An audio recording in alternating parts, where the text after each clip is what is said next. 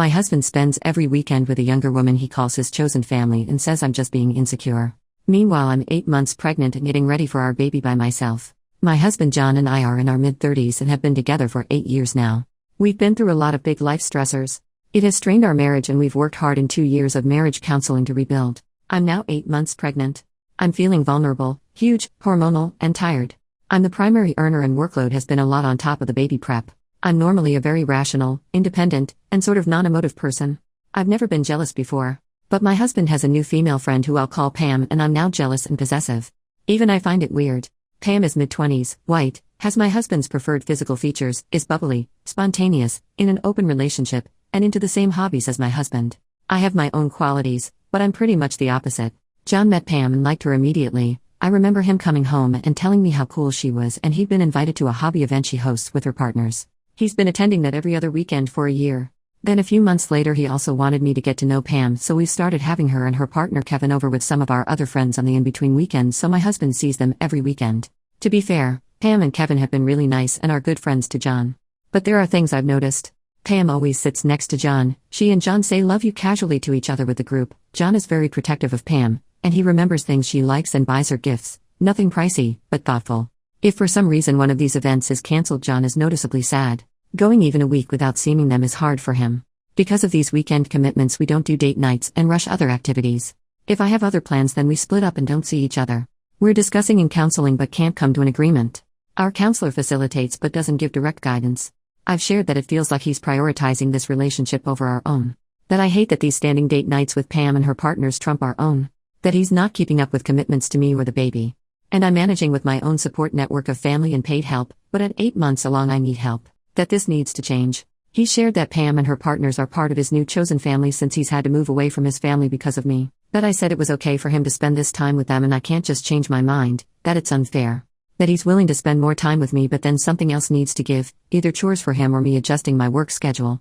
That he thinks I'm overly sensitive and am only worried because Pam's relationships are open and my insecurities are something I should deal with in individual therapy.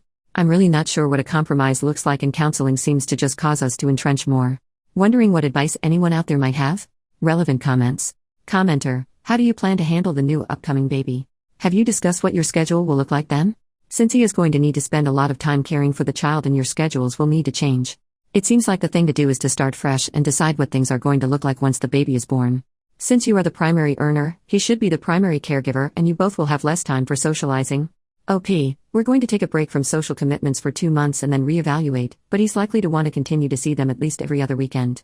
The compromise to take care of the baby is he's going to stop working to care for baby Monday through Friday, 1 weekend day for our family, and 1 weekend day with Pam and crew for their hobby. I've said in counseling this doesn't seem reasonable. I'm running out of options, and debating calling my husband's dad at this point, who I'm close with and will be on my side, but husband will probably lose it if I bring in his dad. Commenter number 2, she's in an open marriage and they say love you to each other in public? He's cheating on you. How does he defend this in therapy? OP, he says it just means love you in a generic casual way, and when they say it they mean it to everyone in the group. He says it's the same as when he says love you to male friends he is close with, and I shouldn't read too much into it. I've never said love you to a male friend, even only rarely to female friends. Commenter number 3, did you tell him it makes you uncomfortable? OP, I think my exact words were it's weird and I hate it while crying. The second trimester was a fun time. He chalked it up to hormones and we never spoke about it again. I haven't heard them say it in front of me again, but who know what they text or say when they're together. Commenter number 4, you're pregnant with his child? If his deadbeat ass wants to go have a new family, tell him to enjoy that and take him to the cleaners for child support. These gaming nights, is it Dungeons and Dragons or something similar? Watch a YouTube channel called Neckbeardia. Get a sobering laugh from listening to the stories of sexual debauchery that tend to happen in those gatherings. Your husband does not want to be with you anymore, he isn't intimately attracted to you anymore.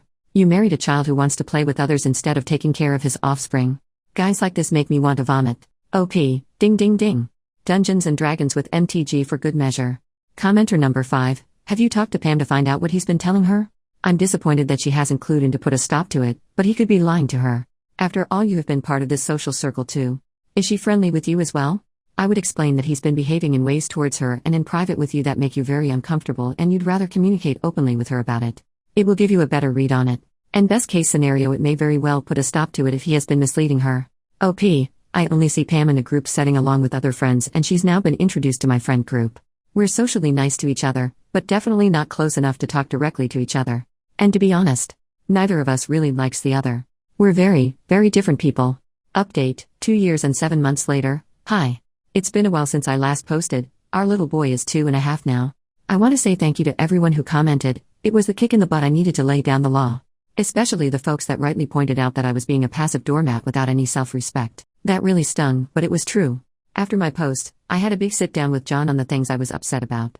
My husband was traveling to be a groomsman for a good friend, so I told him to stay out there for an additional week and decide on these things. 1. If he wanted to stay married and wanted to be a family. 2.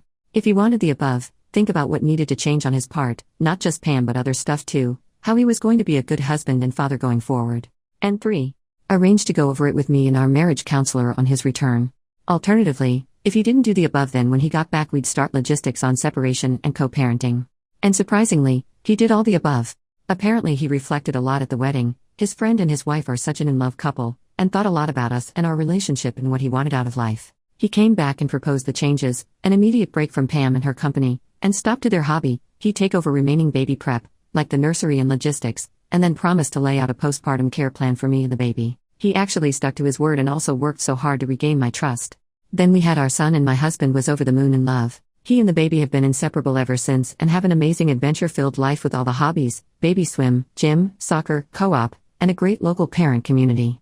After our kiddo was born, Pam lost interest in my husband anyway. She doesn't like kids, and shortly thereafter cheated on her poly relationship. Kevin and John have actually become good friends since then, but John is straight so I have no worries there. And as I've reflected, I think I also just actually hated Pam. She's everything I don't like, relying on men for affirmation, no job and life ambition, frivolous and stupid. And apparently, according to Kevin, the feeling was mutual. She thought I was a controlling, stuck-up, robotic Ivy League workaholic who didn't appreciate or support my husband's hobbies and quirks. I was also a lot more emotional during pregnancy than normal. My husband, on reflection, really liked being needed and admired. We had a lot to work through with us, but 2 years later we're in a great spot. I also had a weird shift in hormones postpartum which made my intimate drive really high, which for us helped a lot with our relationship. I didn't want this to be too long, but there were a lot of changes we implemented to get back to a loving place. John feels a lot of purpose in being a dad and supported me as my career has taken off. Sometimes things are still hard, my job is really high stress, toddlers are a lot of work, etc. But we're pretty happy. We spent this morning snuggling in bed with our toddler and dog, pretending we were on a boat, making hairdryer sounds, and giving hugs. We live a pretty boring suburban kind of life, but it works for us. Thanks everyone for the push for me to stand up for what I wanted and needed.